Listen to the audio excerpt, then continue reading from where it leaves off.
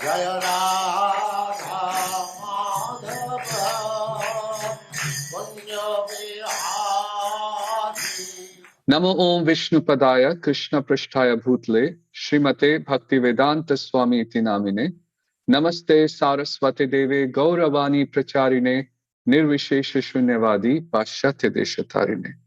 Jai Shri Krishna Chaitanya Prabhu Nityananda Shri Advaita Gadadhar Shivas Adi Gaur Bhakta Vrinda Hare Krishna Krishna Krishna Hare Hare Hare Rama Rama Rama Hare Hare. I'd like to welcome all the guests and viewers for this interesting series of interviews under our project Books Are the Basis.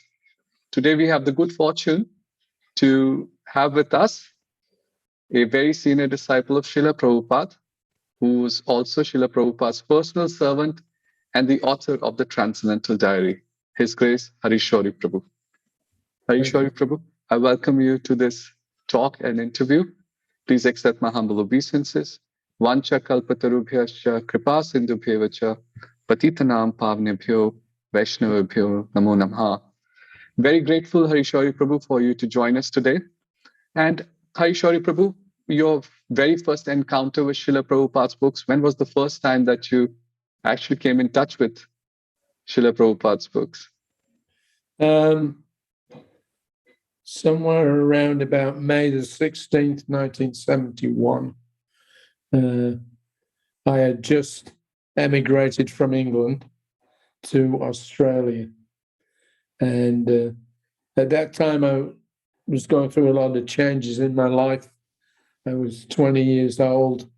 So naturally, I was thinking about the future. I had a out-of-body experience just before we went on the boat to go to Australia. So that was,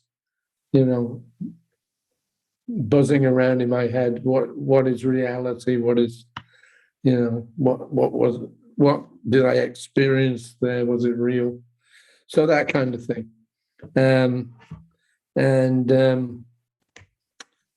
We arrived in Sydney. I went there with 3 school friends. And the first day off the ship, we went by,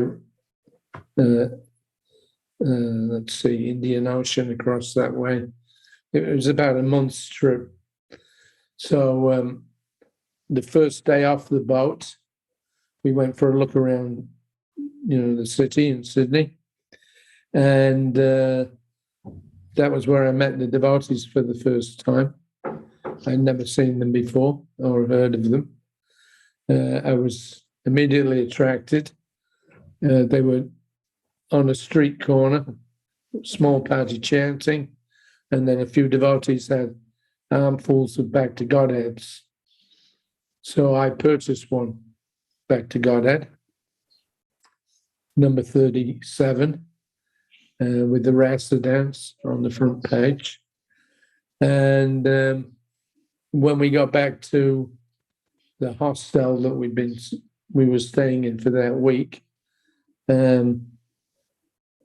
I took out the magazine and started leafing through the pages. We couldn't understand a word of what was in there. I'd never seen anything like it before. The front cover was the Rasa Leela. So we couldn't figure out who are all these blue fellas dancing. And it was a mystery. But at the same time, I felt it's an important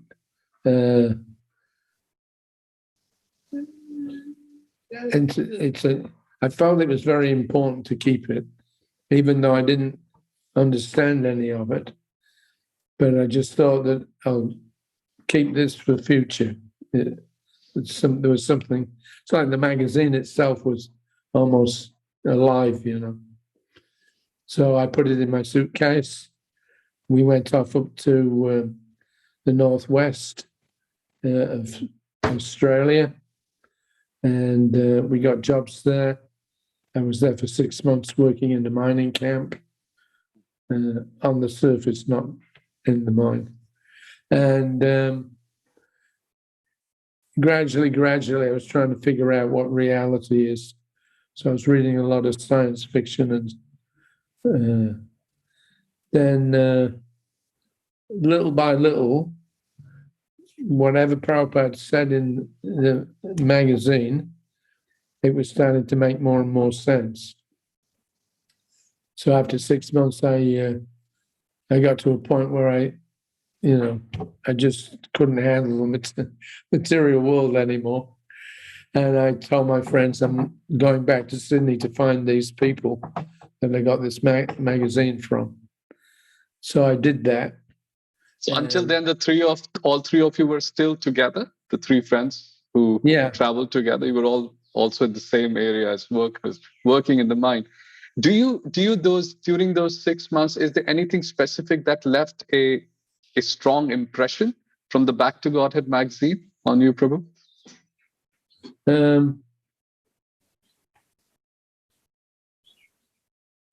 Well, there was. When I first got the magazine, like I say, I couldn't really understand it. But every time I took it out and read it, every few weeks I'd take it out and read something. It started to make a little bit more sense incrementally, until I got to the point where I just felt I had to, find these people again. And I had one or two burning questions, and that was, let's say, around Christmas time of 1971. So I went off back to Sydney to find them, and I had a kind of what we used to call a hang-up with, understanding it is regarded no God. I was a complete atheist in my teens, but then I pulled back a bit from that position, and I just thought it was a bit more honest to say that, well, I don't know anything about God, but that doesn't mean there isn't one. I just accept that there may be or there may not be. By nature, were you interested in philosophy or Oriental philosophy? And I'm particularly intrigued by the fact that you kept going back to the magazine. Right. There are different kinds of people in the world, and rarely do you find somebody who would treasure a magazine, keep it, or let alone go back to it again and again. Well, there's a couple of not experiences, but there was a couple of aspects to my personal search. I started getting interested in yoga. I didn't know what yoga was either, but as we got on the boat to sail over to Australia, I happened to wander into a news agency in London, and there was this monthly magazine, Yoga. So immediately I thought, this will give me something to read, and it'll help me, figure out these mysteries that I had. So I got the magazine, but when I read it, most of it was about doing, you stand like this, you bend like that, all the exercises. Yes. Which I would automatically, I just wasn't interested in that. I just felt that it wasn't going to give me the information that I required. So I remember there was one article in there. It was about meditation. So I read that, And the article said, it described how you do meditation, take an apple and put it on the corner of a table and sit on the floor cross-legged and stare at the apple. And that's meditation, to make the mind still by staring at an inanimate object. So I thought, this is bogus. It didn't attract me at all. I was very disappointed. And then, so that was when we first arrived there. And then, as I said, we went up north for 6 months. And by that time, I'd started having a little understanding. I already accepted that, we reincarnate. But there was one nagging question that always kept coming back to me, is what is God? And so that was my main pursuit. I was really in the dark, that little word, G-O-D. What does it really mean? I had absolutely no understanding at all. So I was compelled to try and find out what it meant. So there was a book that somebody recommended to me when I was up in the mining camp. I think it was called The First and Last Freedom or something like that, by J. Krishnamurti. And one of my friends had purchased that, and he read that. And he was, really excited about the fact that this guy is telling you that you don't need a guru, you should be your own guru. And when you finish, even though I'm writing this book, you should become your own guru, then you won't need my books. Just, you can dispense with them. So he was excited when he read that, be your own guru. So I thought, okay, I'll buy that and see what it says. So when I purchased it, I read the intro, and then I looked in the table of contents. And one chapter said, is there a God? So when I saw that, I thought, great, this will maybe answer my question. So it started, I went straight to that chapter. And then I started kind of going through it. And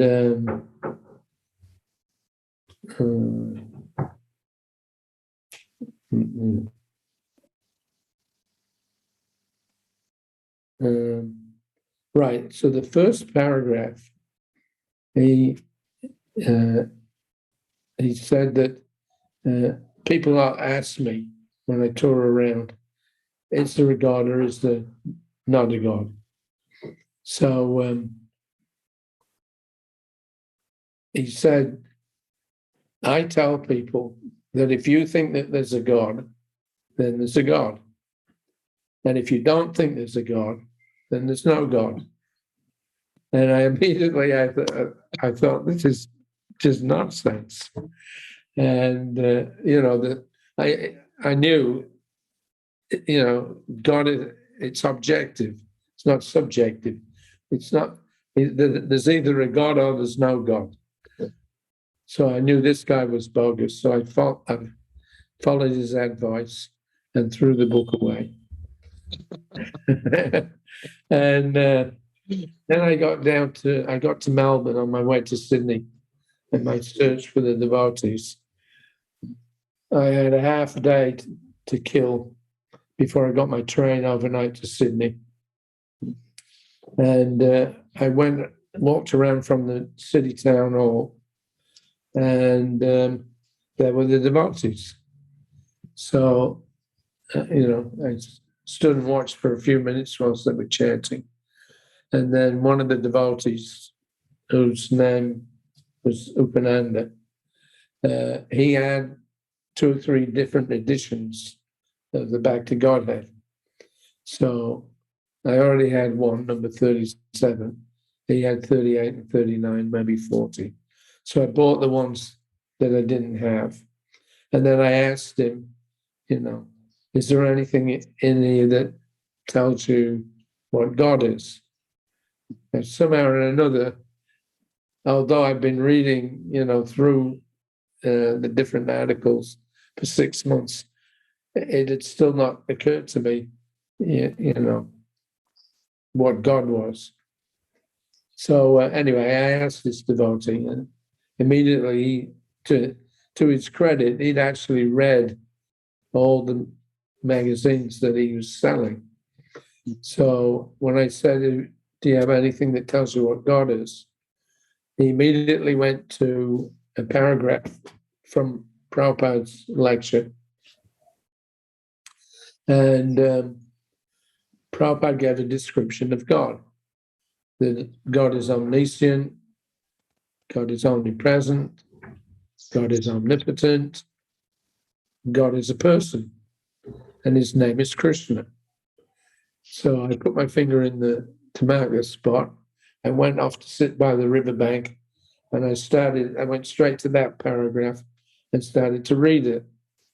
And I had these, not visions exactly, but some kind of a mental view of the universe being like this enclosed space, and then all the living beings are in the universe, running here and there, but to no particular purpose. They're just there running around, and that I was outside the universe looking in, so I could see what was going on in the universe, but I couldn't see what was going on behind me. In other words, I was situated, I was kind of projected out of the universe, but I didn't know where I was. I knew where, I knew that I'd come to the conclusion that the material world was, just an illusion, but I couldn't figure out where I was. So when I read this description that Prabhupada gave, God is omnipotent, it immediately made sense to me that he's all powerful. And it was like a light going off in my head. And then God is omniscient, he knows everything that's going on. And another light bulb went off. And then God is omnipresent, another light bulb went off. And then when Prabhupada said, and God is a person, that was it, it hit me. I thought, wow, of course he has to be a person. If he knows everything and he's spread everywhere and everything is resting on him, he's so powerful, then he has to be a person. And then when it said, and his name is Krishna, I thought, wow, this is it, he's even got a name. So that was it. It was like my personal epiphany. Wow. And it came from Prabhupada's Back to Godhead. So that was it. I just decided now if I take this to be true, and that was my big pursuit, was to find out what the ultimate truth was. What are we, why we're here, what is God? So I thought, if I take this now, I accept this, then I'm going to have to join this group. I'd never been to a temple. No idea how they lived. But I just knew it, that if I accept that this is truth, then I have to join the temple, which I did do a few weeks later. Anyway, the point was that I had a point of epiphany, after months and months of reading these articles. And finally it clicked when it was all about Krishna. So I understood that Prabhupada was the only one who was actually teaching that God is a person. You know, in my little search, you know, and in those days, there was the Guru circuit. There was, you know, that little fat yogi, what's his name? Bal Yogi, some 14-year-old kid that whose mother decided he was God. Later on, she changed her mind and decided that his brother was God. There was Muktananda. There was that other group. Anyway, there was like 4 or 5 different groups, and the gurus were, you know, well respected, most of them at least. And so I really appreciated that Prabhupada was the only one who was telling that God is the supreme person. Nobody else was. They're all Mayavadis. It's amazing, Prabhu, that you remember such specific details. May 16th, 1975, the issue number 37 and 38, 39, the paragraph and the words from what Upananda Prabhu gave you in the Back to Godhead magazine. And when I was hearing from you, even though we read and we hear this so often, but when you just described the 3 words, omnipotent, omniscient, omnipresent, for a very, very brief period, it seemed to come alive. So thank you for that. It seemed to come alive that Krishna is a person with all of this. You know, sometimes when we're going about, even in our life as a practicing devotee, we get so busy with things that we actually miss the big picture. So briefly, I could see the big picture again. Prabhu, you mentioned that very soon, in a few weeks' time, you joined the temple. And while we hear philosophy, but when you read it in black and white, it sank in, it connected, it sort of fulfilled the pursuit for God that you were looking for. When you moved into the temple or joined the temple, what was the culture towards Srila Prabhupada's books, and specifically in terms of reading them? We've heard a lot from devotees about distributing, but were there others who were as keen as you were to go through the books regularly and try to explore them and explore philosophy through them? Well, in that time frame, 70, 71, there weren't really that many books around. The Srimad Bhagavatam was being produced by ISKCON Press, so 1 chapter at a time, I think from the 2nd canto. And we used to have our morning program. We'd have a class in the morning, and that was our Bhagavatam. The main activities that we had were going out between 4 and 6 hours every day, just chanting on the street. And that was how I met the devotees. And that was our main means of contacting, you know, interested persons, just going out on the street, chanting, and then offering the magazines. So practically in those days, anybody that joined, they did because they'd gotten a book. I remember Tamal Krishna Maharaj in 76, he came to be Prabhupada's visiting GBC secretary. And he was running at that time the Radha Damodar Traveling Sankirtan Party, which was about 130 brahmacharis, 6 or 7 Greyhound buses. And they were distributing and collecting all over America. And they were putting in about $50,000 a month to the BBT. So, what's the question? So I was asking about the culture per se, and you mentioned that while there were not that many books, some were coming out. So yeah, there were some books, but not many. We had the Macmillan abridged edition of the Bhagavad Gita with the purple cover, and that was really it. And when the chapters of books would come out, were devotees very keen on reading them, or were they just too busy with services, or was it a mix of both? No, I mean we lived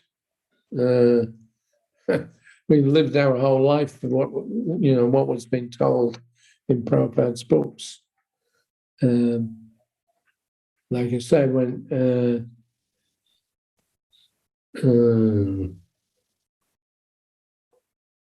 I read the BTG, I knew there was something about it, but I didn't know exactly what. But I knew it was important, and that I should keep it. Now, after some months, when I had this revelation, that was on the basis of reading Prabhupada's Back to Godhead. Yes. And then, when I joined the temple, there was some basic structure. We had a morning program. Every morning we'd have Bhagavatam class. Every evening we'd have a Bhagavad Gita class. And Prabhupada came to Australia 6 weeks after I joined. So when he came to Sydney, he just initiated everybody in the temple. I've been in 6 weeks. Some people have been in, I think there was one boy that had been in the movement about 1 week or 2 weeks.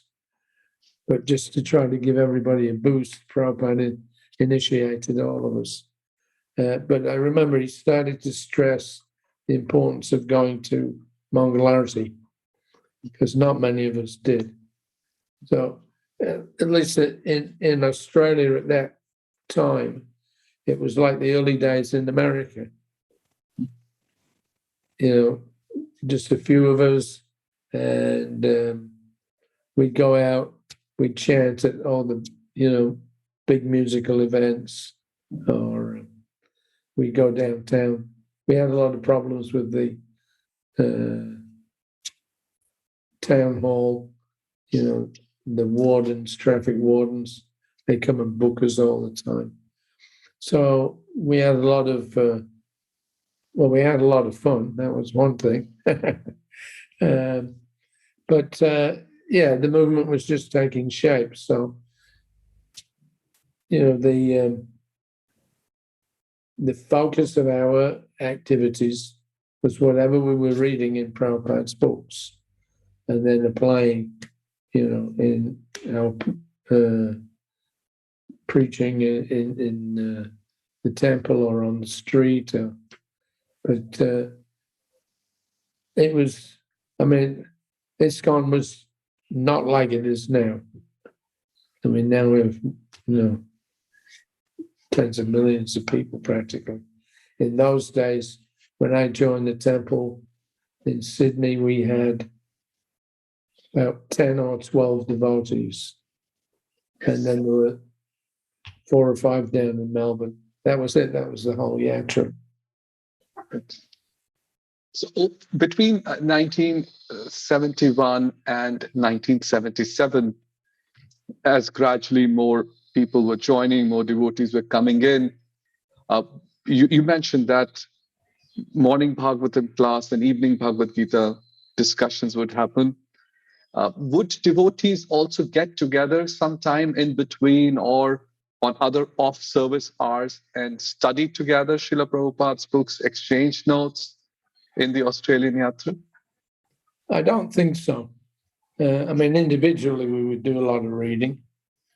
And I remember, reading that Macmillan Gita, and I would, write notes, in the books. What's this? What's that? But mainly it was just individual reading. We was no like study groups or anything like that. Not at that point. And Prabhu, obviously, when Srila Prabhupada physically departed from the world, it was a major change for ISKCON when Srila Prabhupada left. Could you share with us, let's say in the first 10 years after Srila Prabhupada's departure, what you would have observed as a leader then, what you would have observed, the disposition that devotees had towards Srila Prabhupada's books, and what contributions the books had in the movement overall, whether it be individual spiritual lives or keeping the movement together, if there was any. If you could shed some light on that. Well, that was, I mean, it was a difficult period. Prabhupada leaving, then we had, immediately the new system of 11 gurus.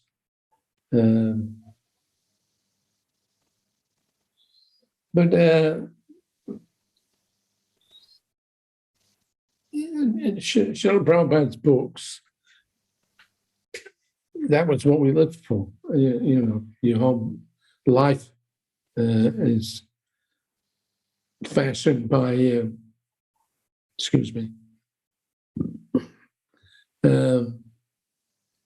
was fashioned by what Prabhupada was saying in his books. And we were all fully aware that, Prabhupada's many statements that the books are non-different from him, from Krishna, and the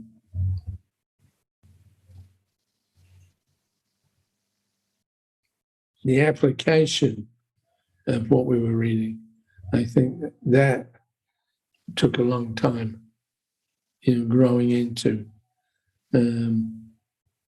It's one thing to read, it's another thing to practice and give Krishna consciousness to other people.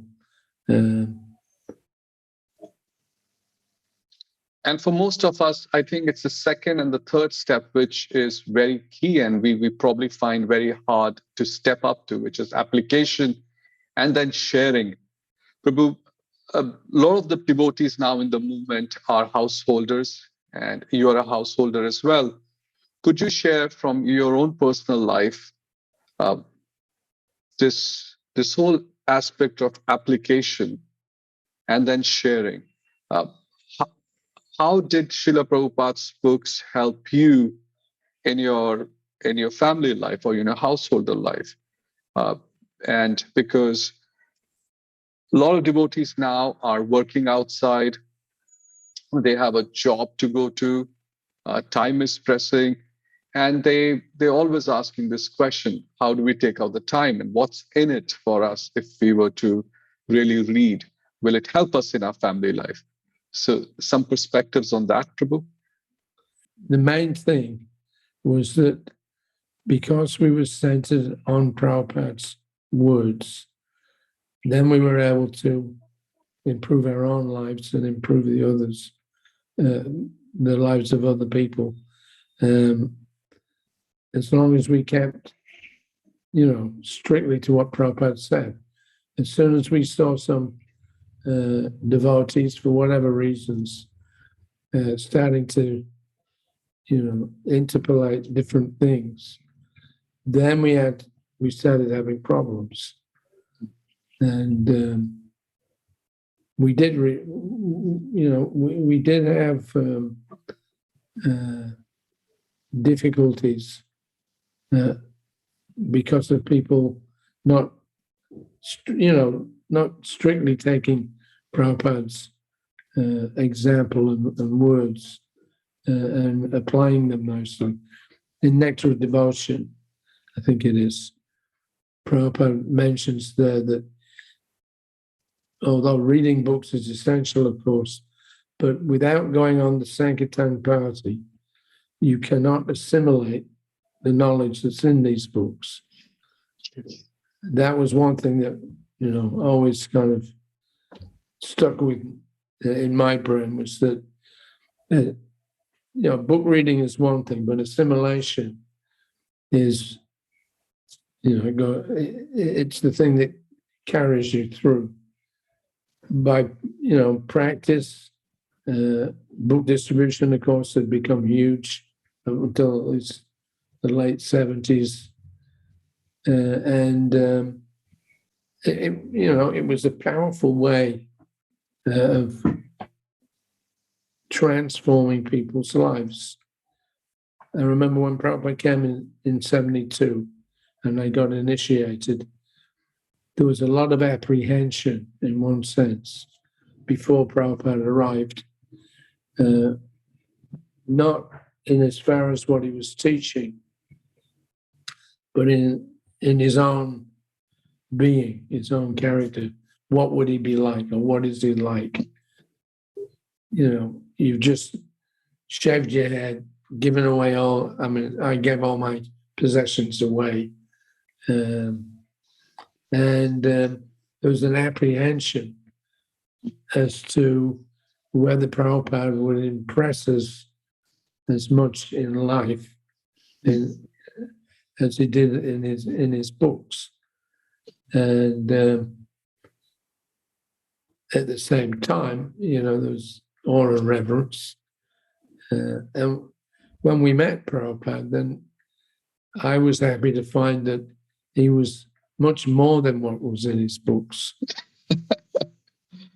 It was a big relief to see that Prabhupada was, he was propagating the truth.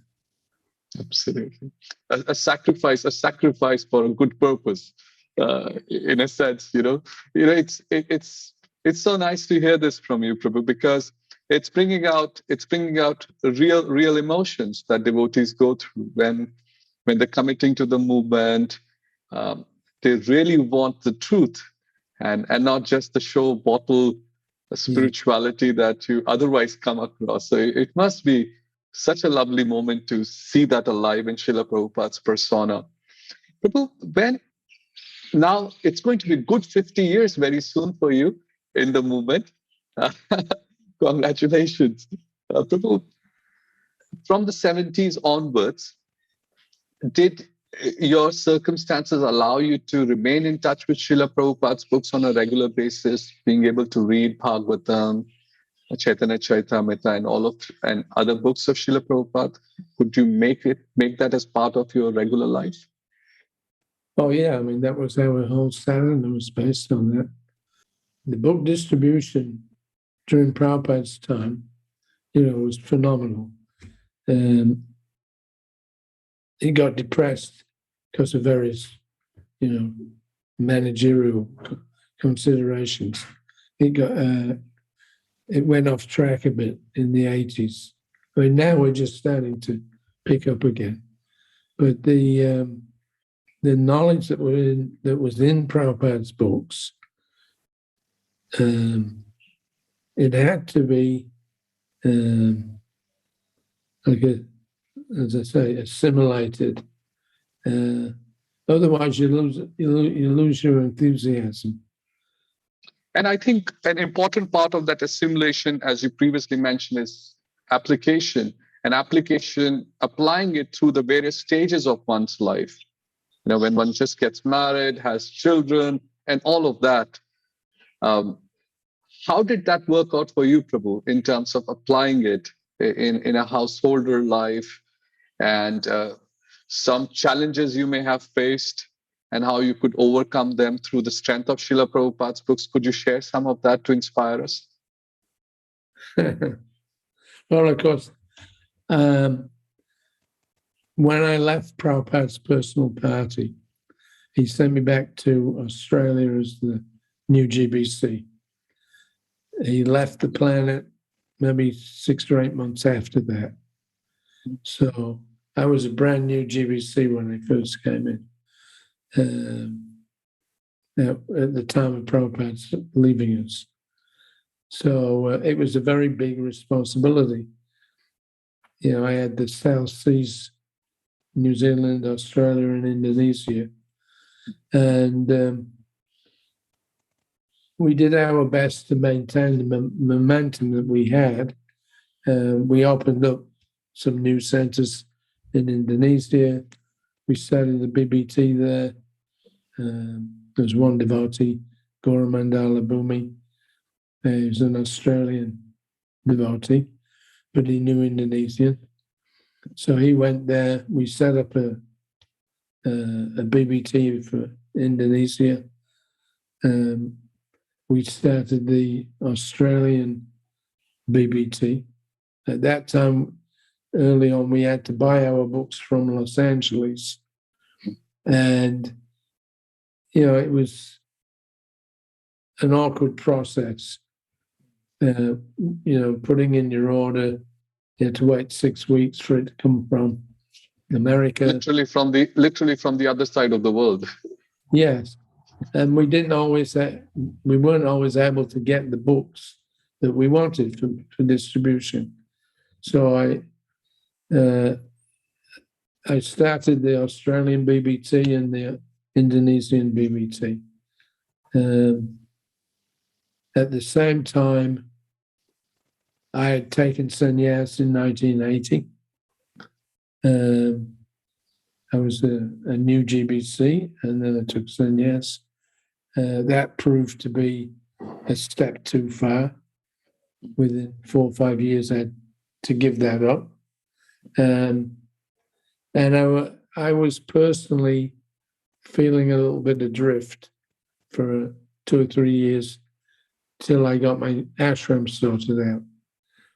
At the same time, it was always Prabhupada's books which kept my head above the water, so to speak.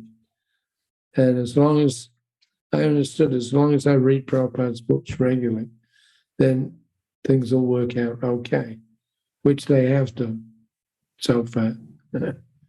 But yeah, the reading of Prabhupada's books cannot be overstated. I mean, it is literally our lives. And without having that, constant reminder about our relationship with Krishna, it becomes a struggle. And if you don't stay in touch with Prabhupada through his books, eventually everything becomes dried up.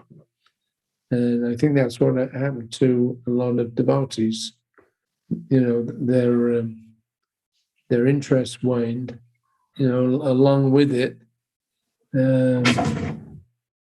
with the, drastic external rearrangements in the movement.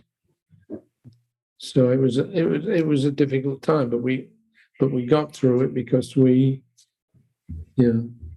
recognized our dependency on Krishna and Prabhupada. And Prabhu,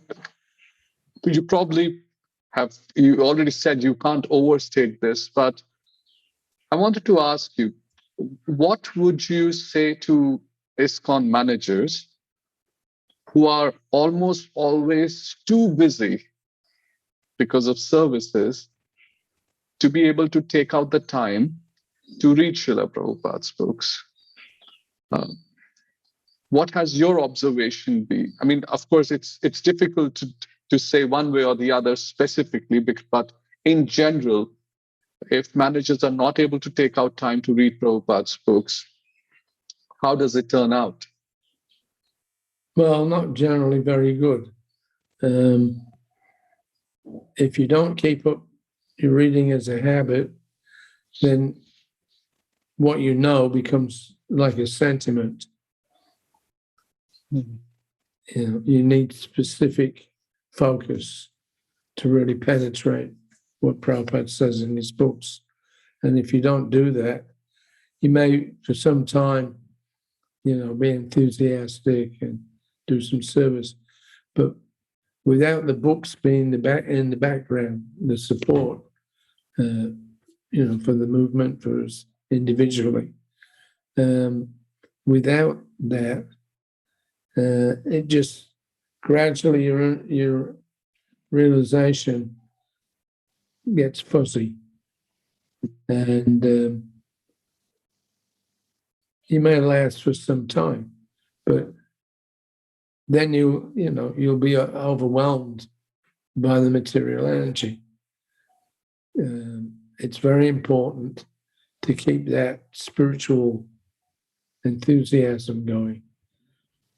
While I hear from you, I'm inclined to think through that analogy, but in a completely reverse way. The analogy that Srila Prabhupada would give, that if you switch off the fan, gradually it will still keep moving, and your karmas will discharge.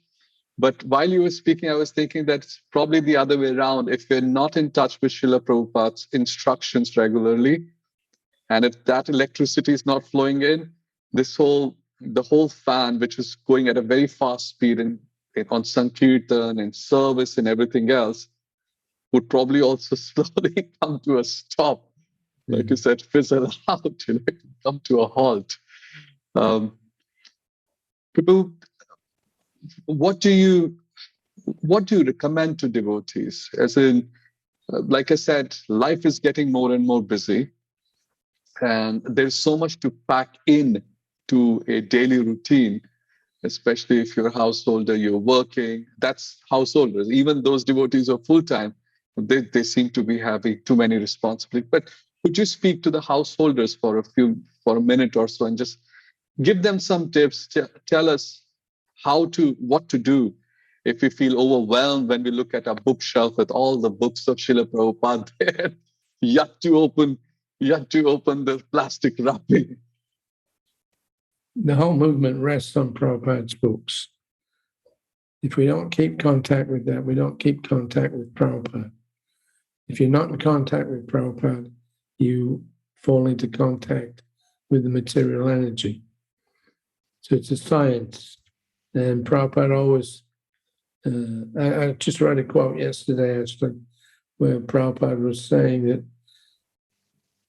basically, although we're distributing a lot of books, we're not reading them. So he said, I'm not writing these books for the outsiders. I'm writing these books for you, my disciples. So he said, I'm working hard to give you this literature, but then if you don't utilize it, what's the point? So he liked to see us seriously studying his works.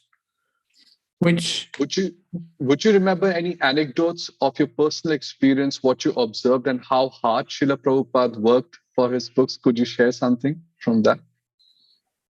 Yeah. So I joined Prabhupada's party in November 75 till March of 77. Prabhupada's dedication to his writings, that was phenomenal. There's so many activities that can be performed, but out of all of them, book production, dissemination, that's the most important thing. And Prabhupada, just recently I came out with a new book called Back to Vrindavan. It deals with the last 6 weeks of Prabhupada's presence on the planet. And what Prabhupada did was, really phenomenal. He was, up until I think the last 2 or 3 days, still translating his books. And at least when I travel with the party, I saw quite a few times where in the evening, after everybody had gone to sleep, we would give Prabhupada his evening massage. That would be like anywhere from half an hour up until an hour usually.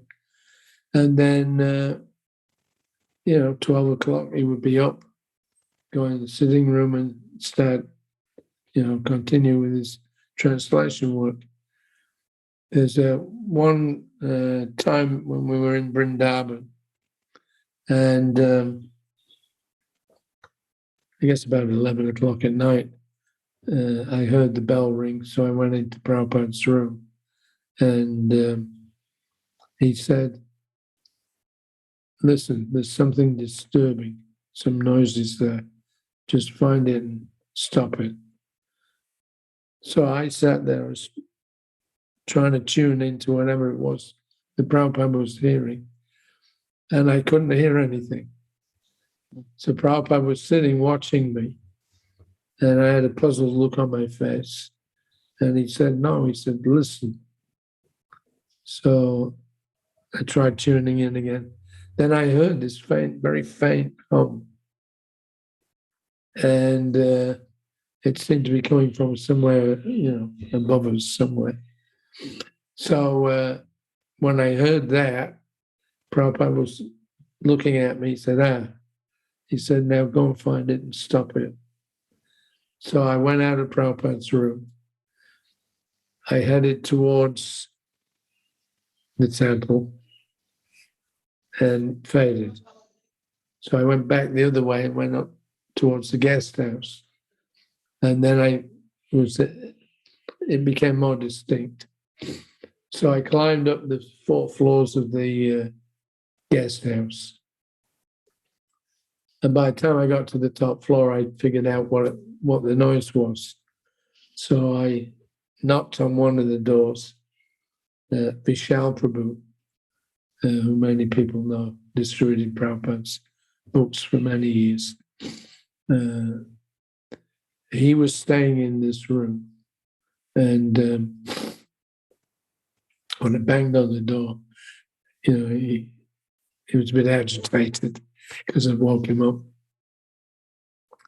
But before he could say anything, I told him, I said, "Michelle, you've got your fan is running, and it's disturbing Srila Prabhupada. He can't write."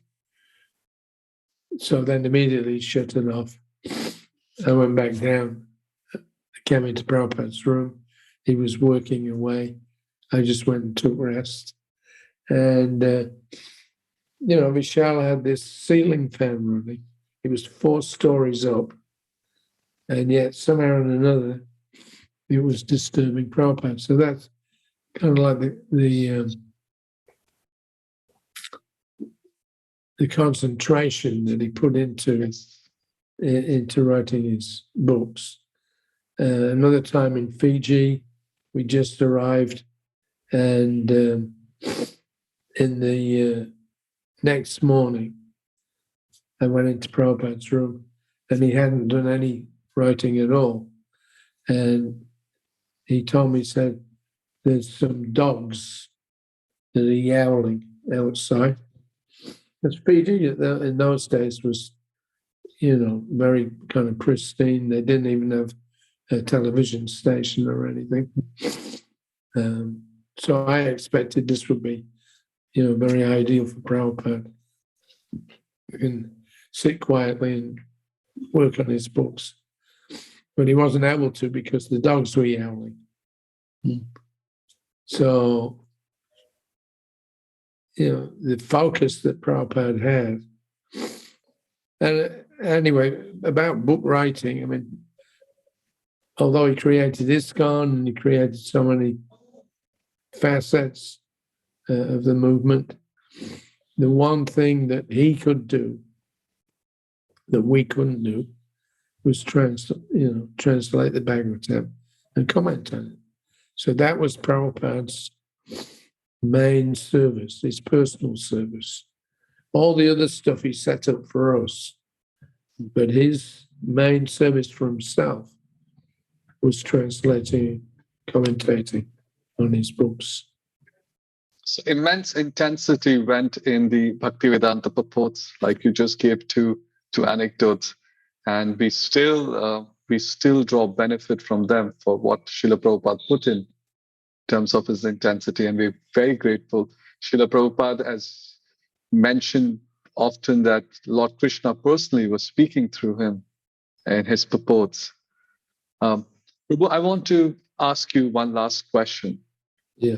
You're an author, and we are grateful to you for the books that you've compiled because they give us some view into Srila Prabhupada's life, something we'll all treasure. We have sometimes devotees come to us and they mention that what to read. Now there are so many books within that are published, and sometimes devotees are even told that, oh, you're not ready for reading Prabhupada's books. You should read 1, 2, 3, 4, 5, like that, and then eventually maybe sometime. What would your view be on it in terms of Srila Prabhupada's books versus his disciples or grand disciples' books that are being published? It's not an either or question. I don't mean to pose it that way. I just want to know, how would you encourage devotees to approach this in terms of their reading of various books? Well, I think it's very important for the devotees to read about Srila Prabhupada as much as possible. The Leelamritas there. Now there's 20 or 30, authors writing their different aspects of their appreciation and inspiration that they got from Srila Prabhupada. So I personally would make it mandatory for any aspirant devotee that they have to read at least the Prabhupada Leelamrita, and if they've got other books, that should be part of their regular requirement for becoming, an active devotee in the Krishna consciousness movement. If you don't know Prabhupada, then you don't know the Bhagavatam. If you want to know the Bhagavatam, you have to know something about Srila Prabhupada.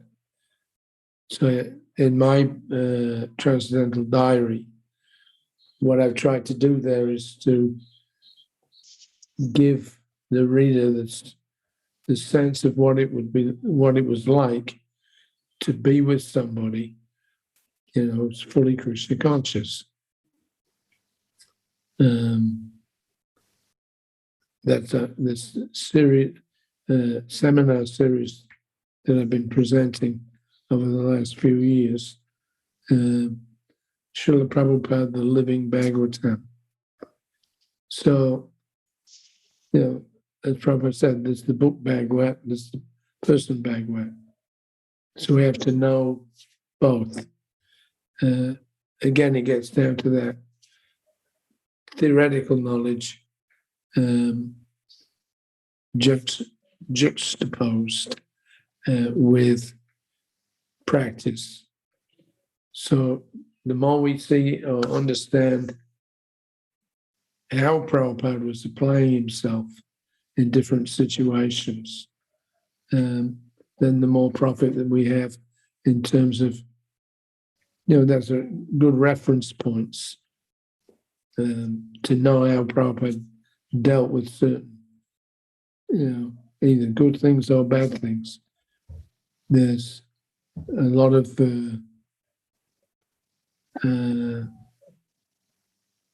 I had some devotees when I first started publishing who basically said, you shouldn't write about anything that's not, favorable or will embarrass, somebody.